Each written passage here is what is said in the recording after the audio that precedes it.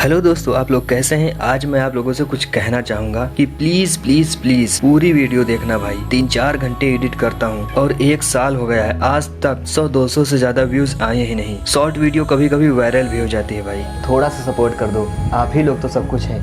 दिल से thank you कहूँगा भाई। प्लीज आप ही लोग तो वायरल करते हैं वीडियो को। पूरी वीडियो देखना दोस्तों, और हो सके तो शेयर भी कर देना। तो चलिए वीडियो की शुरुआत करते हैं। मूवी की शुरुआत में हम देखते हैं गुलिवर अपने अपार्टमेंट में सोकर उठता है और अपने रोज की रूटीन को फॉलो करता है और अपने छोटे छोटे सुपर हीरो स्टैचूज से बात करता है और शावर में नहाते हुए डांस भी करता है। गुलिवर्स न्यूयॉर्क की न्यूज़पेपर कंपनी में काम करता है। एक दिन गुलिवर्स नए एम्प्लॉय से मिलता है जिसका नाम डैन होता है और वो उससे दोस्ती भी कर लेता है और गुलिवर्स अपने दोस्त का बॉस होता है क्योंकि वो उससे सीनियर होता है। एक दिन वे दोनों मेल को डिलीवरी करने जा रहे थे। फिर वहीं पर गुलिवर्स की गर्लफ्रेंड वहाँ पर मिलती है। जो ग्लेवर की गर्लफ्रेंड है उसका नाम डार्सी होता है और वो एक जर्नलिस्ट थी। गुलिवर्स सालों से डार्सी से प्यार करता है लेकिन वो कभी भी इजहार नहीं कर पाया, मतलब कि वन साइड लव है। एक दिन उसका फ्रेंड एक नोटिस लेकर आता है और गुलिवर्स को बताता है कि मेल डिपार्टमेंट के हेड ने उसका प्रमोशन कर दिया है और गुलिवर्स वहाँ पर 10 साल से काम कर रहा होता है और उसे कोई प्रमोशन भी नहीं मिलता है। गुलिवर्स यह सुनकर के काफी ज्यादा इरिटेट भी हो जाता है।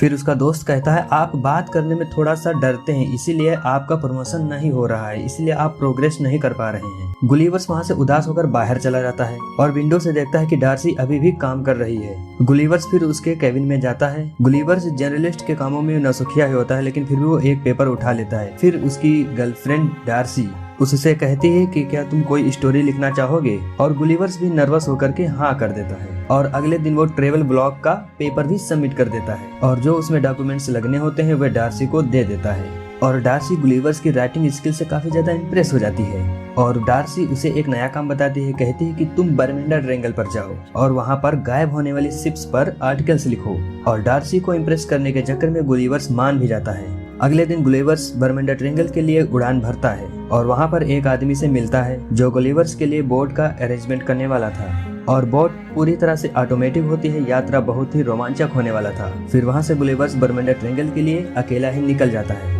शुरू का कुछ टाइम अच्छा बीतता है और वह रोबोट बनाने वाली बुक को भी पढ़ता है और बुक को पढ़ते पढ़ते वो सो जाता है और जब उसकी आंख खुलती है तब देखता है सामने एक बड़ी सी लहर है और ऐसे में वो समुद्री तूफान देख करके तुरंत ही लाइफ जैकेट पहन लेता है और उतने में ही वो टॉर्नेडो उसकी बोट को खींच लेता है और वहाँ पर अंधेरा ही अंधेरा हो जाता है। जब कुछ देर के बाद गुलिवर्स अपनी आंखें खोलता है तब देखता है वह समंदर किनारे पड़ा हुआ है और वो अपनी बॉडी को हिला भी नहीं पा रहा होता है और जब वह गर्दन उठाकर देखता है तो वह हैरान हो जाता है। वह देखता है कि उसके सीने पर कुछ आदमी खड़े हैं और उनका लीडर खुद को इंट्रोड्यूस करता है as a commander of Lilliput और उसका नाम होता है एडवर्ड। फिर सीन को कट करके दिखाया जाता है कि उसके चारों ओर छोटे छोटे आदमी हैं और वो जमीन पर बंधा पड़ा हुआ है और कमांडर गुलिवर उसे बीस्ट कहकर बुलाता है और इतने में ही गुलिवर्स खुद को आजाद कर लेता है। गुलिवर्स के लिए वे रस्सियां क्या ही थी, वह खुद को बड़ी इजीली से अपने आप को आजाद करता है और उसे ऐसा लगने लगता है कि वह सपना देख रहा है। और उधर एडवर्ड सिपाहियों को ऑर्डर देता है कि इसे नीचे गिराओ और सोल्जर्स उसे नीचे गिरा देते हैं। गुलिवर्स वहीं पर बेहोश हो जाता है और जब उसे होश आता है तब वह देखता है उसे एक गाड़ी पर बांध करके लिलीपुट किंगडम में ले जा रहे होते हैं और उसे देखने के लिए बड़ी ही भीड़ उमड़ आती है। लोग घरों से बाहर निकल आते हैं और फिर गुलिवर्स को राजा थियोडोर के सामने पेश किया जाता है और वहीं पर राजा की जो बेटी होती है प्रिंसेस मैरी उसका नाम होता है, वो गुलिवर्स की हालात को देख करके बहुत ही अफसोस करती है और एडवर्ड से पूछती है कि इसके साथ इतनी सख्ती करना जरूरी है। फिर एडवर्ड बताता है ये हमारे दुश्मन राज ब्लेफूसिया का जासूस है और फिर गुलिवर्स राजा से पूछता है कि मैं कहाँ पर हूँ और फिर राजा का सेक्रेटरी बताता है कि तुम दुनिया के सबसे महान राज लिलीपुट में हो। फिर कट करके दिखाते हैं गुलिवर्स को एक जेल में बंद कर दिया गया होता है और वहाँ वो एक और कैदी से मिलता है जिसका नाम होता है होरेसियो और होरेसियो को भी एडवर्ड ने ही कैद किया था और फिर वहाँ पर एडवर्ड आ भी जाता है और गुलिवर्स को धमकाता है, कहता है अगर वो चाहे तो उसे जिंदगी भर कैद में वो रख सकता है और फिर एडवर्ड वहाँ पर ले जाता है खेत में और वहाँ पर उसे खेत को जोतवाता है। तभी उनका दुश्मन राज ब्लेफूसिया वहाँ पर हमला कर देता है, जिनका प्लान था कि प्रिंसेस को किडनैप करके वहाँ पर आग लगा देना। एडवर्ड महल की तरफ भागता है और सिपाहियों को आदेश देता है कि कोई राजकुमारी को नहीं बचाएगा, उन्हें सिर्फ मैं बचाऊंगा। पर जो वहाँ का दूसरा कैदी होता है होरेसियो, वो कहता है एडवर्ड वहाँ पर टाइम पर नहीं पहुँच पाएगा। तो वहाँ पर गुलिवर्स पहुँच जाता है और ब्लेफूसियन के जो सोल्जर होते हैं वहाँ से वो इजिली वहाँ से उठाकर अलग फेंक देता है और प्रिंसेस मैरी को बचा लेता है। पर राजा और उनका सेक्रेटरी आग में फंस जाते हैं और जल्दबाजी में राजा और सेक्रेटरी को बचाने के चक्कर में गुलिवर्स वहाँ पर पेशाब कर देता है और आग को बुझते ही लोग वहाँ पर तालियां बजाने लगते हैं और राजा को बचा लिया जाता है। और उसके बाद राजा ने होरेसियो को आजाद कर दिया था और गुलिवर्स को शुक्रिया अदा करके उसे रात की दावत पर बुलाया गया। और ये सब देख करके एडवर्ड लाल पीला हो जाता है। फिर शाम की दावत पर जब आते हैं तो राजा ने गुलिवर्स से पूछा कि तुम कहाँ से हो। फिर गुलिवर्स ने कहा मैं मैनहट्टन से हूँ और वह खुद को पहली बार हीरो महसूस कर रहा था और इसीलिए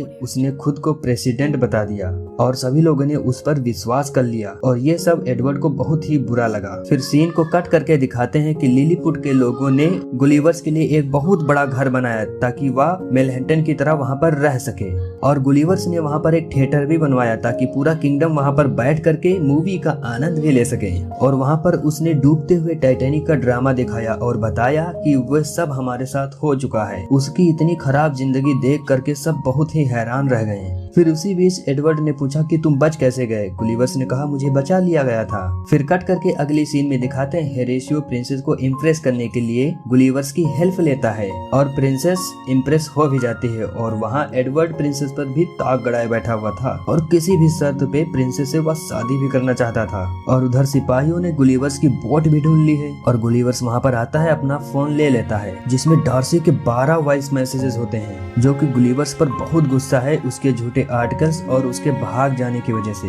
और गुलिवर्स भी वापस जाकर अपनी डार्सी का सामना करना भी नहीं चाहता था और वह डिसाइड करता है कि वो अब हमेशा लिलीपुट में ही रहेगा। और इस बात पर एडवर्ड बिल्कुल भी खुश नहीं होता है और उधर राजा गुलिवर्स को जनरल बना देता है और एडवर्ड गुस्से में आके लिलीपुट का डिफेंस सिस्टम बंद कर देता है। और ये मौके पर चौका देख करके ब्लेफूसिया वालों ने लिलीपुट पर हमला कर दिया और उधर डिफेंस सिस्टम सारे के सारे बंद थे। गुलिवर्स अपने दिमाग से किसी तरह से वहाँ पर हैंडल करता है और वह डरते हुए पानी में जाता है, छपाके मारना शुरू कर देता है। दुश्मन उधर गुलिवर्स पर हमला भी कर देते हैं लेकिन उनका उस पर कोई असर ही नहीं हो रहा था। फिर बारी आती है गुलिवर्स की। गुलिवर्स जब अटैक करता है सारी की सारी नावें पलट जाती हैं। वे सारी की सारी रस्सियां उठाकर सभी नावों को वहां पर खींच करके लिलीपुट के बाहर कर देता है। और फिर इसके बाद गुलिवर्स की खूब खातिरदारी की जाती है, बाल कटिंग होते हैं, मसाज किया जाता है और उधर प्रिंसेस भी एडवर्ड को रिजेक्ट कर देती है और गुस्से में एडवर्ड जाकर के दुश्मन से हाथ मिला लेता है और एडवर्ड के हाथ उधर रोबोट बनाने वाली गुलिवर्स की भूख लग जाती है। वे दुश्मन की सहायता लेकर के एक बड़ा सा रोबोट बनाने की सलाह लेते हैं। दुश्मन एक बार फिर से अटैक करते हैं। गुलिवर्स फिर सबको हराने लगता है लेकिन वह सामने देखता है एक बड़ा सा रोबोट, तब वो हैरान हो जाता है और एडवर्ड गुलिवर्स को चैलेंज करता है और गुलिवर्स के पास भी एक्सेप्ट करने के अलावा और कोई चारा था भी नहीं। गुलिवर्स रोबोट को पीछे ढकेलने की कोशिश करता है लेकिन रोबोट तो एक खंबे की तरह उसी जगह पर खड़ा हुआ था। लेकिन जब रोबोट ढकेलता है तो गुलिवर्स दूर जाकर के गिर जाता है। वो रोबोट गुलिवर्स को देह पटकना देने लगता है और उससे कहता कि तुम हार मान लो। फिर गुलिवर्स वहाँ के राजा और सभी लोगों को बताता है कि वो सबसे झूठ बोल रहा था। फिर एडवर्ड गुलिवर्स को नाव में बांध करके एक ऐसे आइलैंड पर भेज देता है जहाँ पर कोई भी जाने की हिम्मत ही नहीं करता है। जब गुलिवर्स को वहाँ पर छोड़ा जाता है तब उसे वहाँ पर एक विशालकाय छोटी सी बच्ची उसे कांच के डिब्बे में बंद कर लेती है। अब गुलिवर्स एक ऐसे आइलैंड पर था जहाँ पर उससे भी बड़े लोग थे। वो बच्ची उसे खिलौने की तरह ट्रीट करती है और उधर गुलिवर्स को ढूंढते हुए भी डार्सी भी लिलीपुट आ चुकी होती है और गुलिवर्स ने वहाँ पर सबको बता दिया था कि डार्सी उसकी प्रिंसेस है और एडवर्ड उसे जान भी जाता है कि ये उसी की प्रिंसेस है। फिर क्या उसे भी बंदी बना लिया जाता है और फिर वो डार्सी वहाँ के राजा और रानी से मिलती है जो कि बंदी बना लिए गए होते हैं। और भाई ऐसा क्यों ना हो जाए क्योंकि वहाँ पर एडवर्ड राज करने लगा है जो। और ये सब देख करके होरेसियो गुलिवर्स के पास जाता है और ये सब बातें उसे बताता है और उस बच्ची के पास एक यूएस सोल्जर का सूट होता है जिसका इस्तेमाल करके गुलिवर्स वहाँ से निकल जाता है और लिलीपुट में जा करके सबसे पहले डार्सी से मिलता है और उसे फाइनली वहाँ पर अपने प्यार का इजहार कर ही देता है।